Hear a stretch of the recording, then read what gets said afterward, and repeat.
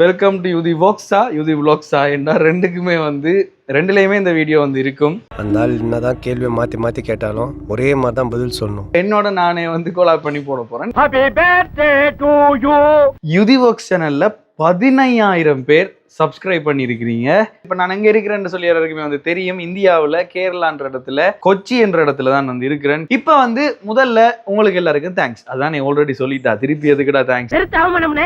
ஏன்டா பெருத்த உன்னை வச்சுட்டு இந்தியாவை ஏழ நாடுன்னு சொல்ல முடியுமா? இந்த 15,000 பேரை சம்பாதிச்சதுன்றது வந்து சின்ன வேலை இல்லை. என்ன பொறுத்த வரைக்கும் அது பெரிய வேலை. அது வந்து எனக்கு நிறையவே சந்தோஷம். சில பேரை பார்க்க பிடிக்கும், ஒரு சிலரை பார்த்த உடனே பிடிக்கும். இந்த பவரை பார்க்காமே பிடிக்கும்டா.